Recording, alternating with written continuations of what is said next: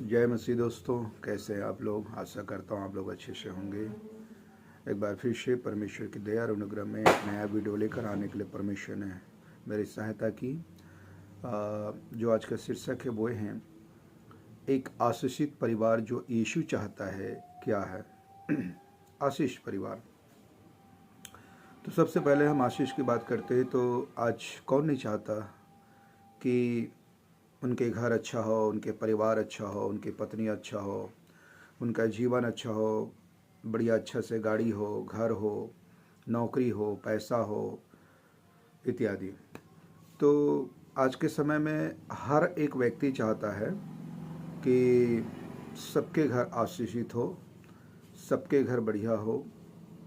और हमको मसीह के प्रेम से अलग करेगा। तो यहाँ पे लिखा है, कौन हमको मसीह के प्रेम से अलग करेगा? क्या क्लेश या संकट या उपद्रव या अकाल या नंगाई या जोखिम या तलवार? जैसा लिखा है, तेरे लिए हम दिन भर घात किए जाते हैं, हम वध होने वाली भेड़ों के समान गिने गए हैं, है ना। तो यहाँ पर इस प्रकार बता रहा है, परंतु इन सब बातों में हम उसके द्वारा यानी कि यीशु मसीह के द्वारा जिसने हमसे प्रेम किया जयवंत से भी बढ़कर है। क्योंकि हमें निश्चय क्योंकि मैं निश्चय जानता हूँ कि न मृत्यु न जीवन न स्वर्गदूत न प्रधानताएं न वर्तमान न भविष्य न सामर्थ्य न ऊंचाई न गहराई और न कोई और सृष्टि हमें परमेश्वर के प्रेम से जो हमारे प्रभु यीशु मसीह में अलग कर सकता है। तो यहाँ पर हम जयवंत से भी बढ़कर हैं। किसमें? यीशु मसीह में।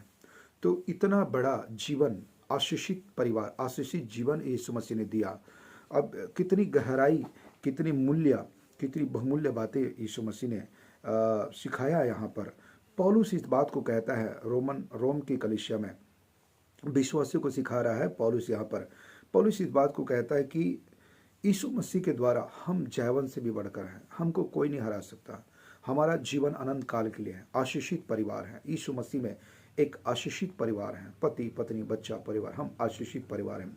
उस आशीषित परिवार में चाहे कितना क्लेश हो, संकट हो, तकलीफ हो, पीड़ा हो, दर्द हो, तो भी हाँ, इनमें से कोई हमारा कुछ नहीं बिगाड़ सकता।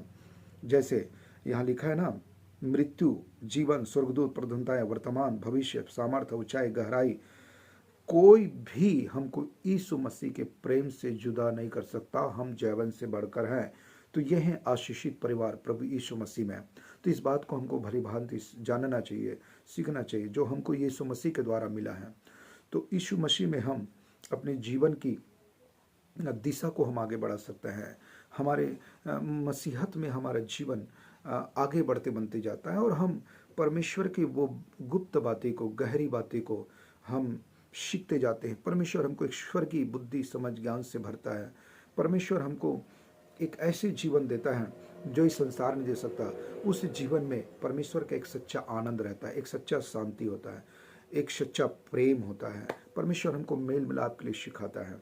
परमेश्वर हमको क्षमा करने के लिए सिखाता है।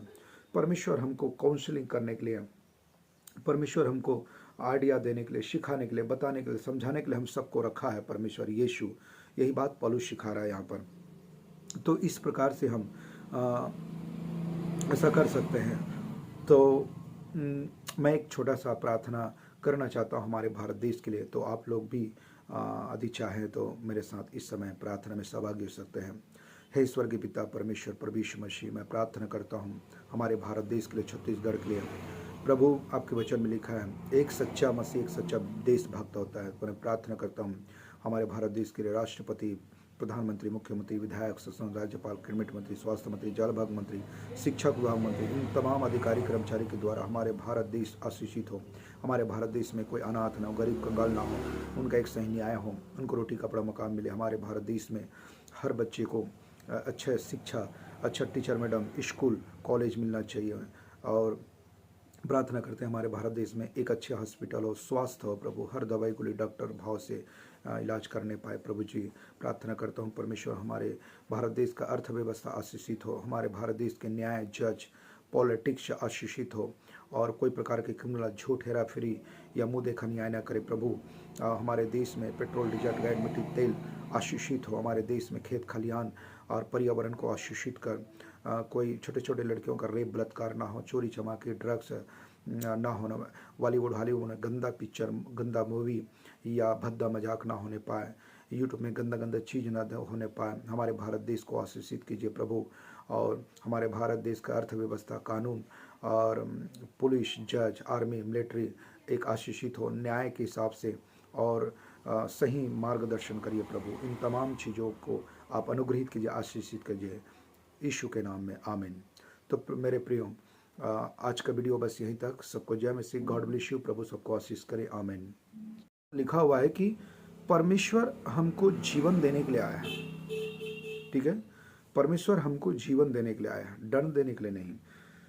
तो यीशु मसीह जो है मृतकों में से इसलिए जी उठा है कि हमको जीवन दे, और वो पिता के दाहिने हाथ में बैठा है यीशु मसीह।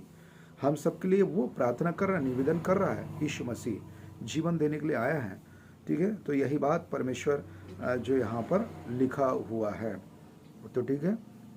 तो इस बात को समझेंगे। तो यहाँ पर लिखा हुआ है कि हम बात करेंगे यहाँ पर कि 35 में लिखा है, कौन हमको मसीह के।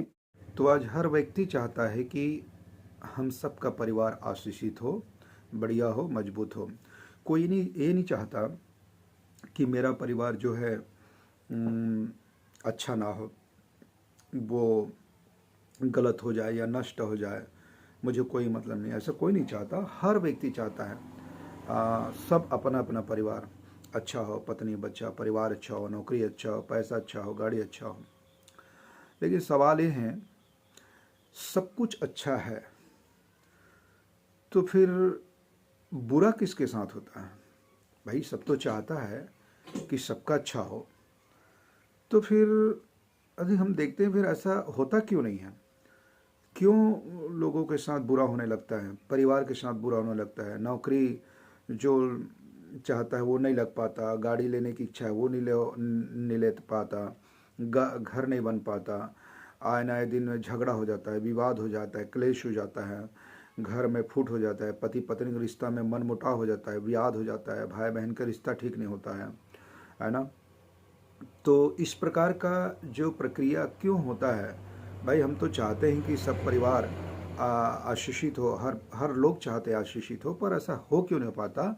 तो मैं इसका कुछ कारण बताना चाहता हूँ। ऐसा इसलिए होता है कि सबसे पहले हमको जानना पड़ेगा कि मनुष्य जो है वो बाइबल सिखाती है कि जन्म से पापी है। मनुष्य जो है जन्म से पापी है, और जिसके चलते मनुष्य जो है वो आशीषित नहीं हो पाता है, क्योंकि उसके जीवन में परमेश्वर नहीं होता है, उनके पास परमेश्वर नहीं होता है, उनके मार्ग जो है वो टेढ़ा होता है, उनके अंदर में कई ऐसे बुराई, पाप, दुष्टता, हेरा फेरी, टोना जादू, छल कपट, बुराई होता है, जिसके वजह से वो आशीषित नहीं होता परिवार, बल्कि वो परमेश्वर के वचन से आशीष से वंचित हो जाता है, क्योंकि उनके पास परमेश्वर नहीं है, वचन नहीं है, परमेश्वर का रास्ता नहीं है, परमेश्वर के शिक्षा सिद्धांत नहीं होने के कारण वो परिवार जो है निराशा में, तकलीफ में, पीड़ा में, असहाय में, और गलत सिद्धांत में, शिक्षा में, अंधविश्वास में, गलत रास्ते में वो चले जाता है, भटकता जाता है। उसके पास परमेश्वर नहीं है, क्योंकि मनुष्य पापी जन्म से, ऐसी बाइबल सिखाती है। तो मैं आपके लिए एक वचन पढ़ना चाहता हूँ रोमियो के पत्री से, रोमियो के पत्री, और उसका हम पढ़ेंगे 3 अध्याय, रोमियो के पत्री और उसका 3 अध्याय। तो मैं पढ़ना चाहता हूँ। यहाँ पर ऐसा लिखा है 10 पद से, 3 का 10 से, जैसा लिखा है कोई धर्मी नहीं, मतलब कोई भी परिवार, कोई भी व्यक्ति धर्मी नहीं है परमेश्वर की दृष्टि में, जैसा बाइबल सिखाती है, और कोई समझदार नहीं, कोई धर्मी नहीं, एक भी नहीं, कोई धर्मी नहीं है, एक भी नहीं है, कोई समझदार नहीं, कोई परमेश्वर का खोजने वाला नहीं, सब भटक गए हैं, सब के सब निकम्मे बन गए हैं, कोई भलाई करने वाला नहीं, एक भी नहीं। तो ऐसा बाइबल सिखाती है। अब बताइए, जब इस प्रकार की मनुष्य की दशा है, जीवन है, उनके रास्ते, उनका सोच विचार है, तो कैसे परमेश्वर से एक आशीषित परिवार बन सकता है? नहीं बन सकता ना, क्योंकि परमेश्वर के उद्देश्य से हटक गया है, परमेश्वर के वचन से हट गया है, परमेश्वर की इच्छा से हट गया है। परमेश्वर ने तो अपने लिए एक अनंत काल के परिवार बनाया है। कहाँ पर? पृथ्वी पर। आदम और हवा, और जितने भी आज पृथ्वी में उनका जो पीढ़ी है, वंशज, वो आदम हवा से आया। मनुष्य जाति जो आज संसार में पाए जाते हैं, आदम हवा से आया। तो आदम और हवा ने परमेश्वर के विरुद्ध जब पाप किया तो परमेश्वर के वचन और आशीष से वो दूर हो गया, मनुष्य पापी हो गया, और मनुष्य के पाप की वजह से आज पूरे सृष्टि श्रापित है। आज उनके पाप की वजह से, जिसका भुगतान आज हर मनुष्य करता है, और हर मनुष्य के अंदर में पाप पाया जाता है। तो इसी कारण से मनुष्य जो है, उनका परिवार जो है परमेश्वर से आशीषित नहीं बन सकता। लेकिन परमेश्वर के वचन में हमें एक चीज़ मिलता है, वो ये है, यूहन्ना उसका 3:16 में मैं पढ़ना चाहता हूँ। परमेश्वर के पास एक योजना है, एक उपाय है। आज भी परमेश्वर के वचन से हम आशीषित हो सकते हैं, परमेश्वर के पुत्र यीशु मसीह के द्वारा।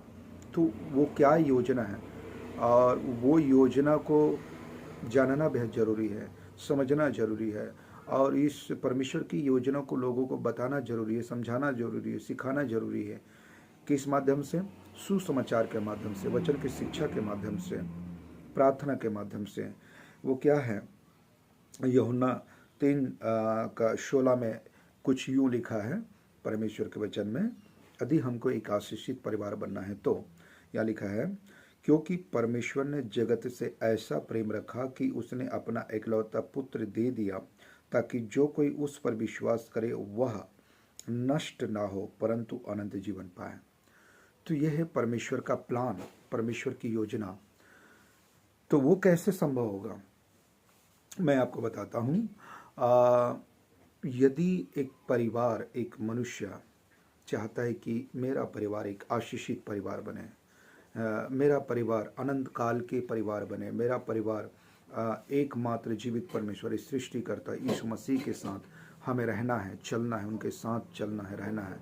यदि कोई ऐसा चाहता है, या कुछ ऐसा भी व्यक्ति हो सकता है जो हमारे देश में कुछ ऐसे भी लोग हैं जो परमेश्वर को ढूंढ रहा हो, जो ईश्वर को ढूंढ रहा हो कि कौन ऐसा परमेश्वर है जिसने मुझे बनाया, सृष्टि बनाया, पक्षियों को बनाया, पेड़ पौधे को बनाया, जानवरों को बनाया, समुद्र को बनाया, आकाश पृथ्वी को बनाया, सूर्य चंद्रमा तारागण बनाया। ऐसा कोई ढूंढ रहा हो तो जो उसके लिए क्या करना पड़ता है? यदि ऐसा है तो सीधे मन के साथ, मन की सिधाई से, बिना स्वार्थ के, यदि वो इस प्रकार यदि वो प्रार्थना करे या पुकारे या ढूंढे, तो अवश्य मेरा विश्वास है कि उनको सच्चे एकमात्र परमेश्वर मिल जाएगा, सृष्टिकर्ता, और उस परमेश्वर का नाम है प्रभु यीशु मसीह।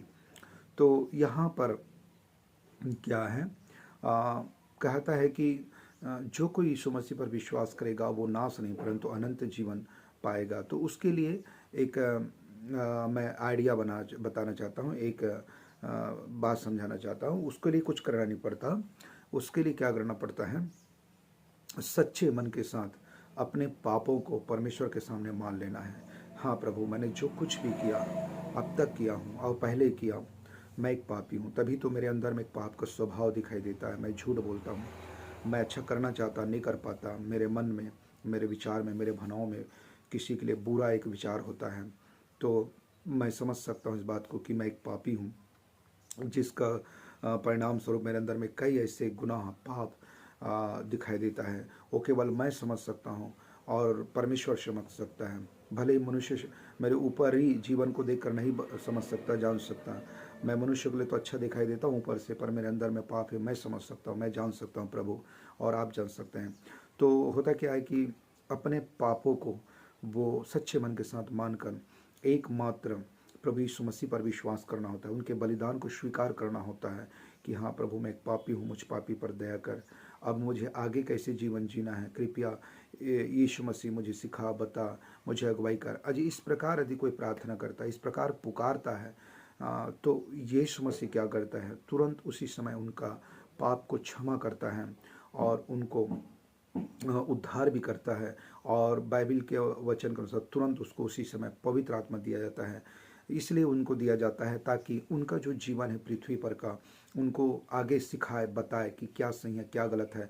और धीरे धीरे परमेश्वर जो है अपने रास्ते में, अपने मार्ग में, अपने योजना में उस भाई और बहन को आगे ले चलता है। बहुत कुछ सिखाता है, उसको टाइम लगता है सही क्या है गलत क्या है। तो बहुत कुछ उनके जीवन में जो कमी घटी है तो पवित्र आत्मा उनको धीरे धीरे सिखाता है। तो संगति में हमको बढ़ते जाना है, वचन में धीरे धीरे बढ़ना है। तो इस प्रकार हम प्रार्थना करते हुए परमेश्वर के संगति में धीरे धीरे वचन में बढ़ सकते हैं और इस प्रकार हम आगे बढ़ सकते हैं। तो ये है उनका एक रास्ता, एक आइडिया। जब हम इस प्रकार करते हैं तो परमेश्वर हमको आशीषित करता है। तो होता क्या है कि जब हम इस प्रकार करते हैं तो हमारा जो एक परिवार होता है परमेश्वर की योजना में आता है, हमारा जीवन परमेश्वर की योजना में आता है और हम एक आशीषित परिवार बनते हैं, एक वचन के आधार पर चलने वाला एक परिवार बनते हैं। जैसा मत्ती रचित सुसमाचार और उसका हम पढ़ लेंगे आगे, मत्ती उसका 7 अध्याय और उसका 24 कलम में एक आशीषित परिवार कैसे बनता है, मैं उसके विषय में बात कर रहा हूँ। तो यहाँ पर होता क्या है, मत्ती उसका 7:24 में एक बहुत ही परमेश्वर जो है गहरी बात को समझाया हुआ है। वो क्या है गहरी बात, हम समझ लेंगे। 24, इसलिए जो कोई मेरी ये बातें सुनकर, यानी कि यीशु मसीह की बातें को सुनकर उन्हें मानता है। तो यहाँ पर होता क्या है कि परमेश्वर की बातें को सुनना है, मतलब उसकी वचन को सुनना है। पहले परमेश्वर की वचन को सुनना है, बाइबल से परमेश्वर के वचन को सुनना है, फिर उस वचन के आधार पर अपने जीवन को बिताना है। हमें व्यवहार में लाना है, हमें उनके बताए हुए रास्ते में चलना है। मानना मतलब उसके वचन के आधार पर उनके बताए हुए रास्ते में चलना है। वह उस बुद्धिमान मनुष्य के समान ठहरेगा। तो यहाँ पर बाइबल उस व्यक्ति को बुद्धिमान व्यक्ति कहता है जो परमेश्वर की बात को मानकर उनकी इच्छा पे चलता है। परमेश्वर के नजरिया में, दृष्टि में वो बुद्धिमान व्यक्ति है। समान ठहरेगा जिसने अपना घर चट्टान पर बनाया। तो चट्टान कौन है? यीशु मसीह। तो चट्टान का मूल्यांकन या प्रस्तुत इसलिए किया गया परमेश्वर ने क्योंकि जो पत्थर होता है चट्टान, वो हमेशा ठोस होता है, मजबूत होता है, दृढ़ होता है। कितना भी आंधी तूफान आए या पानी बरसात आए या काफ़ी दिन उनको हो जाए, काफ़ी वर्ष हो जाए, तो भी ज्यों का त्यों जो चट्टान बना रहता है, मजबूत रहता है। उसी प्रकार हमारा परमेश्वर है। परमेश्वर हमको कभी धोखा नहीं देता, हमें कभी छोड़ नहीं सकता। परमेश्वर हमको चाहे दुख होता है, तकलीफ हो, पीड़ा हो, दर्द हो, मृत्यु को जगह हो या कुछ भी हो, परमेश्वर अपने वादे का पक्का है, अपने वचन में अटल है। वो सर्वदा वो बना रहने वाला परमेश्वर है। वो कभी हमको पक्षपात नहीं करता, हेरा फेरी नहीं करता, झूठ नहीं बोलता, क्योंकि वो पवित्र परमेश्वर है, वो न्यायी परमेश्वर है, वो सृष्टि करता है। तो उसी प्रकार हमारा परमेश्वर यीशु मजबूत चट्टान की तरह है। चट्टान पर बनाया, अर्थात यीशु मसीह पर बनाया। और मेह वर्षा मतलब पानी बरसा और बाढ़ें आई। जब पानी बरसता है तो बाढ़ें आते हैं, है ना। और आंधियाँ चली, मतलब आंधी तूफान। जैसे हमारे देश में कई राज्य में आंधी तूफान आता है।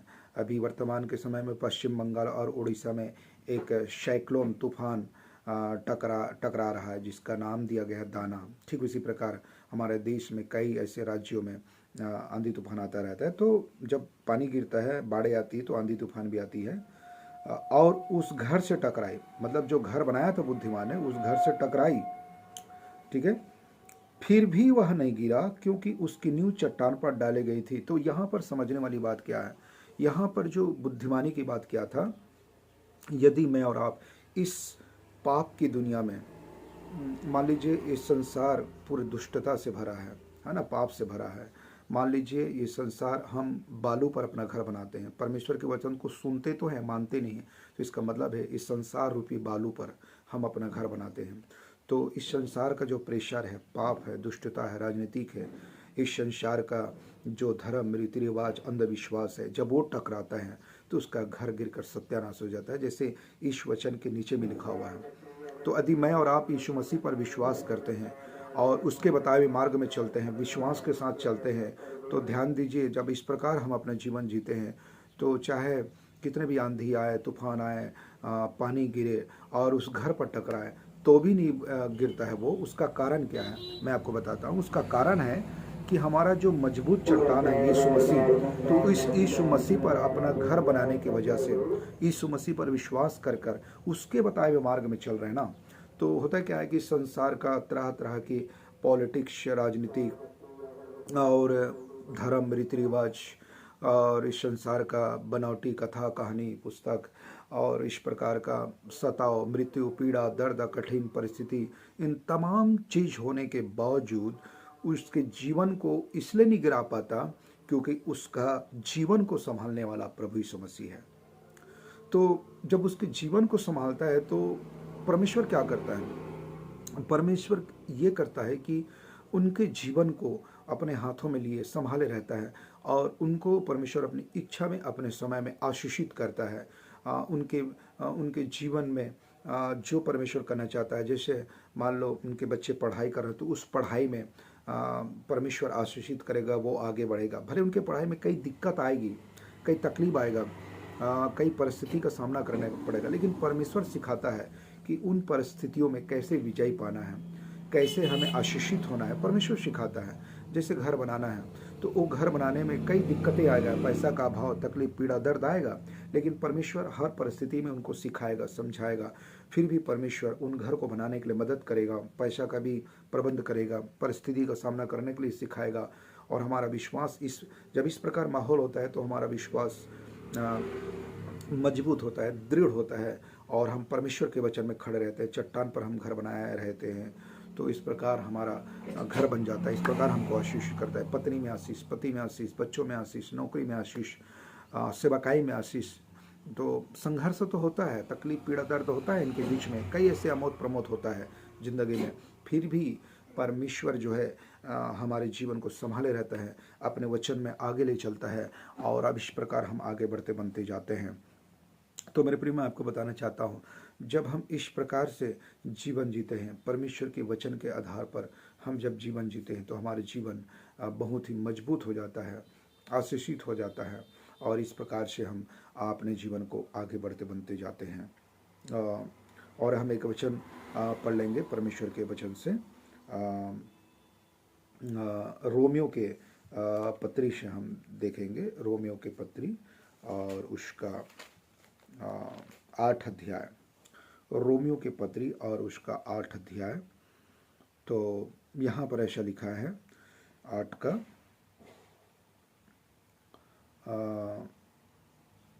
31 से ऐसा लिखा है, 8 का 31 से, अतः हम इन बातों के विषय में क्या कहें? यदि परमेश्वर हमारी ओर है तो हमारा विरोधी कौन हो सकता है?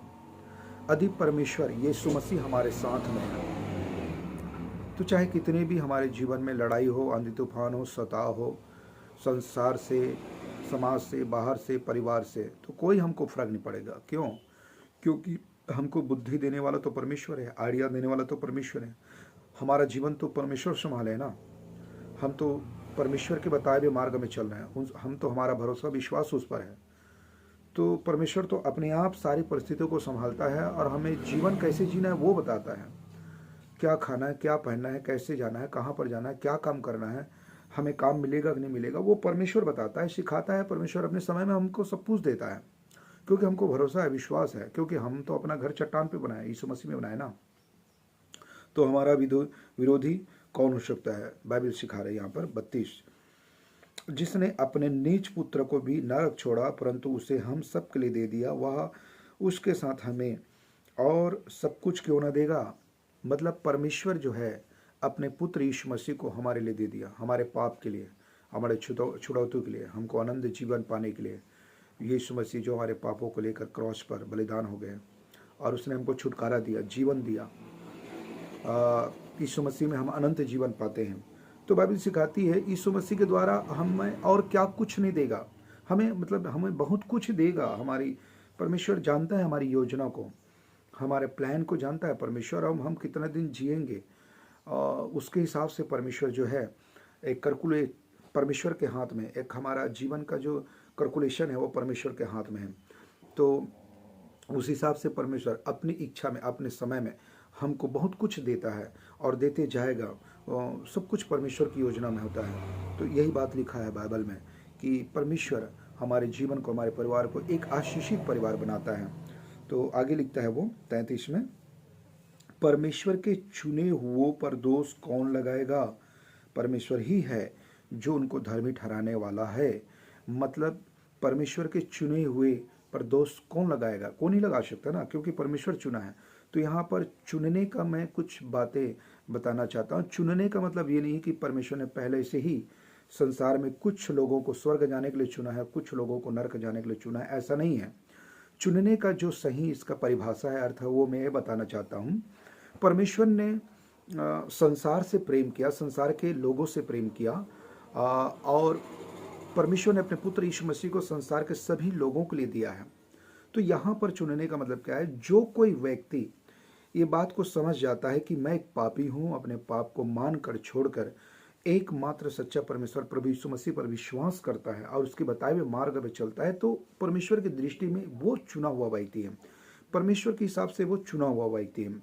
तो कोई भी परमेश्वर के चुनाव हो सकता है। यदि यीशु मसीह पर विश्वास करता है, अपने पापों को मानकर, तो वो अनंत काल के जीवन से जुड़ जाता है, परमेश्वर के परिवार बन जाता है। तो वो है परमेश्वर के नजरिया में, परमेश्वर की दृष्टि में, परमेश्वर के कैलकुलेट में वो चुना हुआ व्यक्ति है। तो ये है चुनने का मतलब, चुना हुआ के अर्थ। तो यही बात लिखा हुआ है। और यीशु मसीह ही है जो अपने वचनों से, अपने लहू से, अपने अनुग्रह से हमको धर्मी ठहराता है। यही बात तो लिखा है। 34, फिर कौन है जो दंड की आज्ञा देगा? मसीही है जो मर गया वरन मुर्दों में से जी उठा और परमेश्वर के दाहिने ओर है और हमारे लिए निवेदन भी करता है। तो दंड की आज्ञा कौन देगा? कोई नहीं दे सकता ना। मनुष्य में से मनुष्य को कौन दंड दे सकता है? क्योंकि सभी मनुष्य पापी है। तो एक पापी दूसरे पापी को दंड कैसे देगा? मैं न्याय की बात कर रहा हूँ। जब परमेश्वर न्याय करेगा तो क्या मनुष्य दंड दे सकता है? नहीं। क्या मनुष्य न्याय कर सकता है? नहीं कर सकता। न शैतान, न दुष्ट आत्मा, न मनुष्य न्याय नहीं कर सकता। न्याय करने का हक तो सिर्फ परमेश्वर के पास है। तो परमेश्वर ही न्याय करता है और न्याय के आधार पर दंड देता है। लेकिन प्रभु यीशु मसीह ने संसार में इसलिए आया कि वो दंड देने के लिए नहीं, परंतु सबको जीवन को उद्धार करने के लिए आया, सबके जीवन को आशीषित करने के लिए आया है। तो तो यहाँ पर होता क्या है? यहाँ पर दंड देने के लिए नहीं, परंतु परमेश्वर आशीषित करने के लिए आया है, जीवन देने के लिए आया है। तो हम उस बात को समझते हैं कि परमेश्वर यहाँ पर जीवन देने के लिए आया है। तो